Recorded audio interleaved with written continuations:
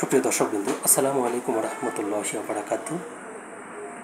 বাংলাদেশ জাতীয় ক্রিকেট দলের খেলোয়াড় রিশাদ পাকিস্তানের সুপার লিগ বা পিএসএল খেলার জন্য পাকিস্তান গিয়েছিলেন। তো সেখানে তিনি প্রথম থেকেই ভালোই করছিলেন। একটা পর্যায়ে যখন পাকিস্তান এবং ভারত যুদ্ধে জড়িয়ে পড়ে, তখন খেলার চেয়েও যুদ্ধ পরিস্থিতি এবং তাদের নিরাপত্তা নিয়ে বিষয়টি আলোচনা চলে আসে। তো গত শুক্রবার তারা দেশে ফিরেছেন। ফেরার ঠিক আগ মুহূর্তে তিনি বলছিলেন যে মাত্র 20 মিনিটের জন্য তারা মিসাইল আক্রমণ থেকে বেঁচে গিয়েছিলেন। সে ভয়ঙ্কর অভিজ্ঞতার কথা ডেইলি স্টার বাংলাকে তিনি বলছিলেন। তো সেখানে কি বলছিলেন, চলুন আমরা খবরটির বিস্তারিত দেখে নেই। মাত্র 20 মিনিটের জন্য মিসাইল হামলায় পড়েননি, দেশে ফিরে বললেন রিশাদ।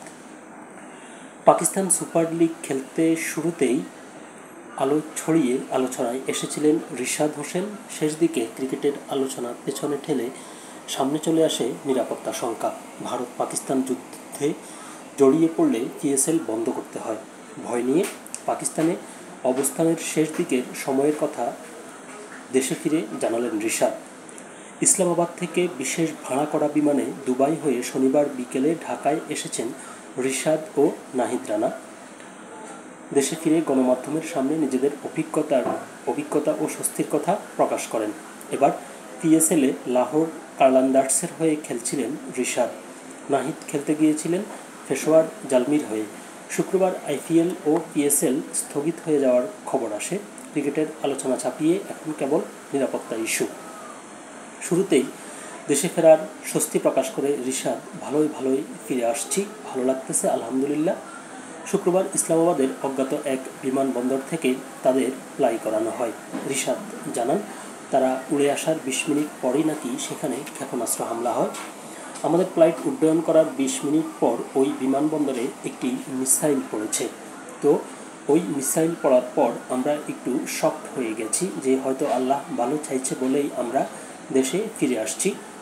বৃহস্পতিবার নাহিদের দল পেশোয়ার জালমি করাচি কিংসের ম্যাচ শুরুর আগেই বাতিল হয়।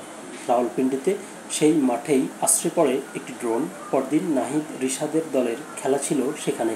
পুরো পরিস্থিতিতে বেশ আতঙ্কে ছিলেন বলে জানান রিশাদ। আসলে প্রথমে যে পরিস্থিতি আমরা দেখেছি এবং শুনতে পেয়েছি, শোনার পর একটু আতঙ্ক তো হয়েছিল, সবাই ভয় কাজ করছিল। শোনার পর সবাই সাপোর্ট করছিল, দেশ থেকেও, টিম ম্যানেজমেন্ট থেকেও, বিসিবি থেকেও অনেক খোঁজখবর নিয়েছে সবসময়।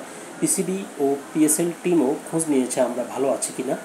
পরিবার তো সবসময় টেনশন করে বাইরে থাকলে, নর্মালি যখন শুনবে আশেপাশে এরকম যুদ্ধ হচ্ছে স্বাভাবিকভাবে টেনশন করবে। চেষ্টা করেছি তাদের যত ভালো রাখার, ভালো ইতিবাচক কথা বলার, যেন টেনশন না করে।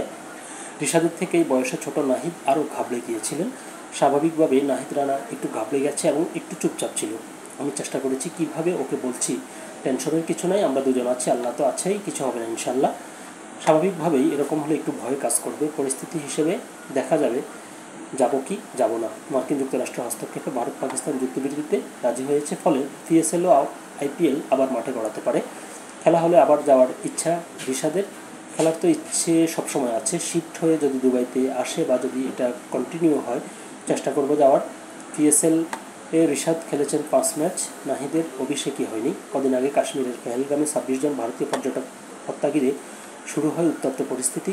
ভারত জবাবে পাকিস্তানের 9টি স্থানে ড্রোন হামলা চালায়। তাদের দাবি সেগুলো ছিল সন্ত্রাসী ঘাঁটি।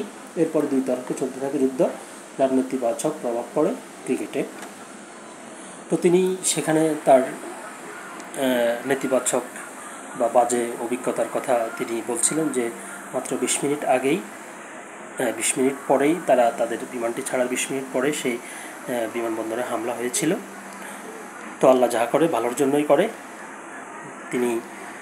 তারা দুজনেই নিরাপদে বাংলাদেশে এসে পৌঁছেছে। এটাই হচ্ছে সবচাইতে ভালো খবর। তো ঠিক আছে, সকাল ভালো থাকবেন, সুস্থ থাকবেন, আল্লাহ হাফেজ।